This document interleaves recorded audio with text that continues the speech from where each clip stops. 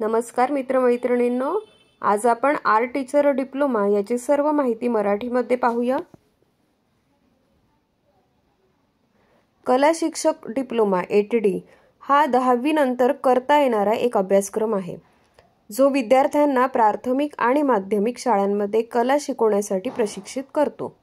या अभ्यासक्रमात मूलभूत रेखाचित्र, चित्रकला आणि डिझाइन तसेच कला शिक्षण सिद्धांत, शैक्षणिक मानसशास्त्र आणि धडे नियोजन यासारख्या विषयांचा समावेश असतो। प्रवेशासाठी कला संचालनालय महाराष्ट्र राज्याच्या वेबसाईटवर अधिक माहिती आपल्यास मिळेल।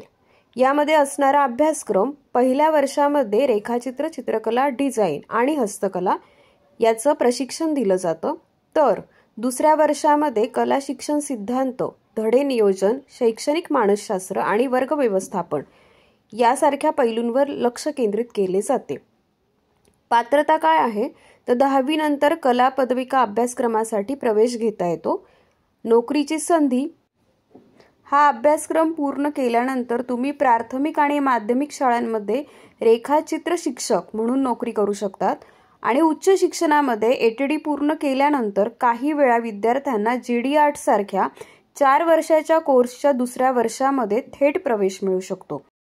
अभ्यासक्रमाचे विषय, यात रेखाचित्रामध्ये स्मृती, वस्तू आणि दृष्टिकोन, रंग सिद्धांत आणि सराव, 2D डिझाइन, प्रिंट मेकिंग, हस्तकला ज्यामध्ये माती कागद खेळणी, भारतीय कला इतिहास आणि शिक्षण सिद्धांत आणि बालकला यांचा समावेश आहे। इतर विषयांमध्ये कला अभिव्यक्ती, नृत्य, नाट्य, संगीत, तांत्रिक कौशल्ये, प्रकल्प कार्य आणि सूक्ष्म शिक्षणाचा समावेश असू शकतो। आता यातलं जे पहिलं वर्ष आहे आपण त्याबद्दल जाणून घेऊया। कलेच्या मूलभूत गोष्टी आहेत, ज्यात रेखाचित्र, स्मृती, कल्पना, वस्तू, दृष्टिकोन, रंग सिद्धांत आणि व्यावहारिक तसेच 2D डिझाइन आणि प्रिंट मेकिंग यासारख्या विषयाचा समावेश आहे। यामध्ये कामाचा अनुभव काय आहे तर मातीकाम, कागद आणि पुठ्ठ्याचे काम। सिद्धांतमध्ये भारतीय कलांचा इतिहास भाग 1, शिक्षणाचा सिद्धांत आणि बालकला। कला अभिव्यक्तीमध्ये नृत्य, नाट्य आणि संगीत याचा समावेश आहे। आणि जर आपण ह्यामधील दुसरं वर्ष जर पाहिलं तर ज्यामध्ये व्यावहारिक गोष्टी आहे की ज्यामध्ये रेखाचित्र, ज्यामध्ये मानवी, नैसर्गिक किंवा मानवनिर्मित वस्तू आणि त्यात पुन्हा स्मृतीने अथवा काल्पनिकतेने तुम्हाला इथे काम करावं लागेल। दृष्टिकोन, स्थिर जीवन तसेच 2D डिझाइन ज्यामध्ये रचना, चित्र आणि प्रिंट मेकिंग याचा समावेश आहे। यातील जो कामाचा अनुभव आहे तर त्यामध्ये बाहुल्या बनवणे आणि तसेच खेळणी, तसेच महत्त्वाचं म्हणजे स्क्रीन प्रिंटिंग आणि त्याच पद्धतीने सध्याच्या या तांत्रिक युगामध्ये जे तांत्रिक कौशल्य आहे तर त्याचा पण समावेश इथे आपल्याला दिसून येईल।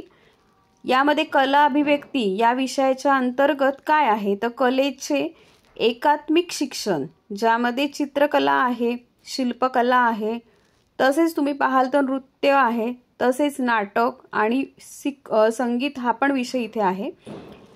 या सिद्धांताचा काय भाग आहे या विषयामध्ये तर भारतीय कलेचा इतिहास आपण पाहिलं की पहिल्या वर्षामध्ये भाग 1 होता, तर इथे मात्र भाग 2 आहे।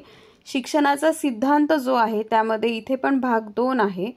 तसंच आपण पाहू शकतो की ATDच्या विद्यार्थ्यांना शिकवावं लागतं, त्यामुळे ब्लॅकबोर्डवर रेखाचित्र आणि लेखन कसं करावं हे शिकता येतं।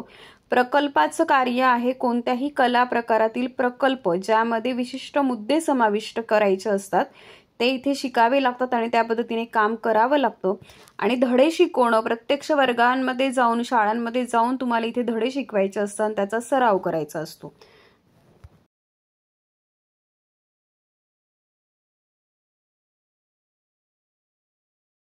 धन्यवाद।